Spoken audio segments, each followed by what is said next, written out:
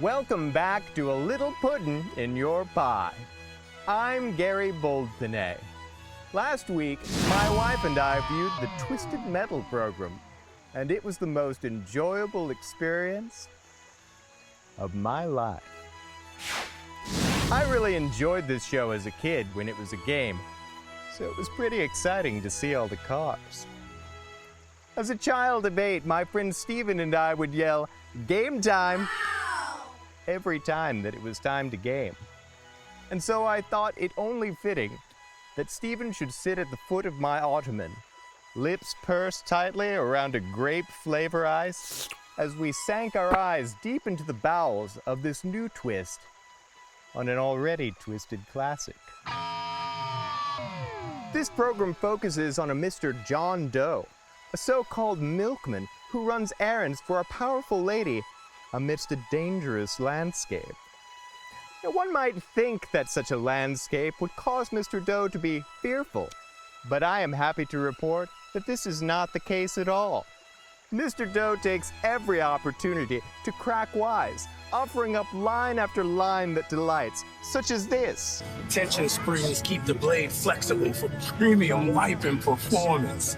And this. I'm here, then the exit is... Oh, they have a foot locker. Go! And this. You know, it's really rude not to introduce yourself before pulling a gun on someone. An action hero with charisma and a sense of humor?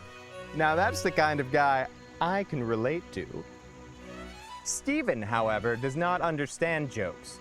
He said that the jokes were not humorous at all, citing lines like this. Tension springs keep the blade flexible for premium wiping performance. And this. I'm here, then the exit is... Oh, they have a foot locker. Go! And this.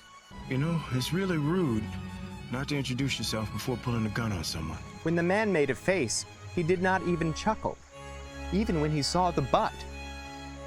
My wife loved the butt. She even made a fan edit of it.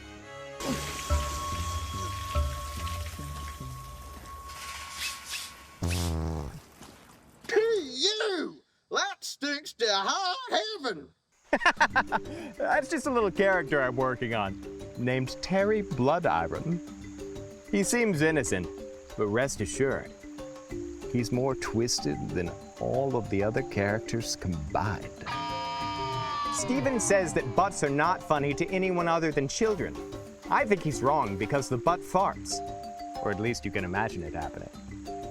When he is of clothed ass, Mr. Doe occupies his time ridding the streets of the unsightly poor, except for our co-lead, whom he spares due to her being a babe with a capital B.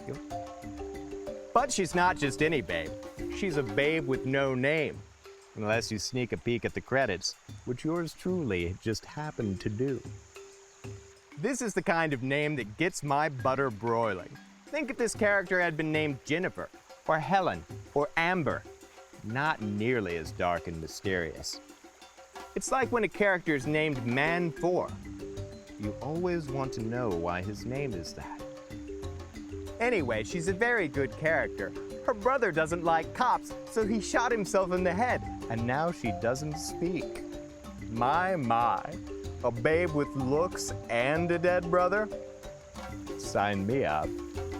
Please don't tell my wife that I said that, or she'll place me in the hound's house with the dog. Steven asked me some time ago what my favorite part of this vehicular combat series is. And you know, I think it's how twisted it is. Imagine for a moment a clown. Now don't start laughing yet. It's a clown, yes. But imagine a clown that does not enjoy entertaining children at all.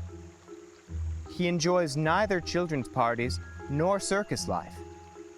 Instead of crafting balloon animals for children, he murders them with a goddamn machete. Each time he does so, he screams his signature catchphrase. Machete! Murder is his art form, and he even likes it too. God, that's twisted. As a child, I told Steven they should call it Twisted Mental, because it's so crazy. And also British people say that, so it's exotic. But it gets more twisted still. Consider a lady. Normally, a lady is nice and kind, but this one is nefarious. She drives neither car nor boat. Instead, she drives commerce as the COO of a city. My wife says it was nice to see that babes can be COOs too. Steven says he knew a babe once who was a COO, and she was not nefarious at all. He just wanted me to say that here. Please like and subscribe or I will not release another video. Now let's move on to the plot. The plot is very good and received my highest score, though I will not disclose the number unless you email me and request it. Mr. Doe and the mute babe have to retrieve a package for the COO. It's a shame the path they chose was so twisted. Unfortunately, the mute babe is kidnapped in a way that Steven says is very confusing. He asked me how the babe ended up inside the clown's woman terrarium, and I told him no.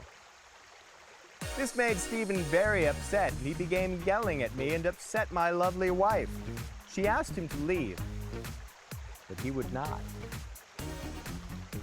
Instead, he continued commenting on how the clown isn't funny or good, but I pointed out that the clown was currently singing, which is always good. Furthermore, the thong song is beloved by many. Steven responded by pouring a Diet Cola on my dog Transom. I told him not to do that because the dog has an allergy to caffeine and will begin foaming at regular intervals. Steven said he would clean the foam, but only if I read you some facts.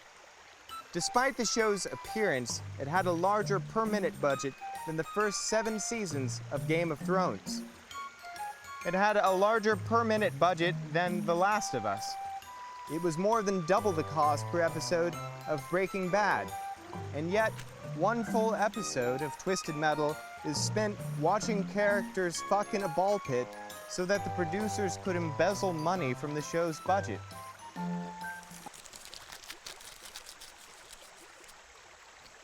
Anyway, I thought it was pretty good. I think Steven's just being negative because he does not have his own show. I told him if he hates Twisted Metal so much, then why not make a show of his own? Steven became very cross with me and punched me in the kidney and said he did not have $72 million. I told him that I don't think he is telling the truth and that my kidney hurts. We agreed to disagree, and Steven retired to his quarters for the evening. I went out on the deck for a cigar with my lovely wife. On the ground, there was a woodchuck eating carrots. He drives me mad, this chuck. I go out for a smoke. It is him I see.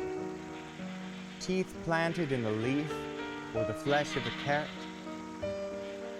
I always leave to retrieve a weapon from the garage, but when I return, he is no more. Whenever I tell my wife to look, she tells me that she does not see it. Stop standing on the balcony, she tells me. It is bad for appearances, she says. It is in these moments that I wish I were the clown. Oh, how I would twist her. But she is my wife after all, and it is God's will that I suffer. The following night, Steven returned to watch the final episodes of Twisted Metal. His hair was soaked in sweat, and he smelled strong of debauchery. As the final episodes began, Steven asked me and my lovely wife if we could remember a single memorable thing that had happened in episodes 3 through 7. I reminded him that just the last episode, a man had crushed an entire melon with his penis. Steven said that he did not remember that part because he was yelling very loudly, and could we think of anything else in episodes 3 through 7 that was memorable? I told him if he could not remember this part with the melon, then it was his own goddamn fault and to please shut up so that we could continue watching the series in silence. My wife gave Steven a little crackers and jam, and that shut him up right away. Also, there is a cop. Steven says he is the best actor in the show, but I disagree. I don't like that he makes stern faces as opposed to the fun, silly faces of the other actors. This makes me deeply uncomfortable, and I do not know when I am supposed to laugh. I am glad this character died. The babe threw an axe into his face and even said a badass line. Steven said this does not count as good acting. So I asked Steven if he likes quips. No, he said. I said, well, that explains a lot. My wife said, well, that just happened. And we both had a very big laugh at that. Another big laugh was had at the revelation that Mr. Doe's important package was not important at all. Merely a bucket of iced cream. Not even the right flavor. Boy, did he have egg on his face. Metaphorically. There's no eggs in the show. But what the show lacked in eggs, it made up for in quality. Despite the obvious budget constraints, many cars blew up and were shot at with guns, and sometimes flying missile bombs. Many people lost their lives, and the clown was on fire. All in all, this was a rip-roaring romp that deserves its place amongst the best in television. Here is a drawing of my favorite character, who I hope will appear in Season 2. It is Axel. Normally, a man's arms are made of human meat, but Axel's arms are made of large tires that drive, and he cannot manipulate objects or eat without human assistance. Very twisted indeed. Join me next time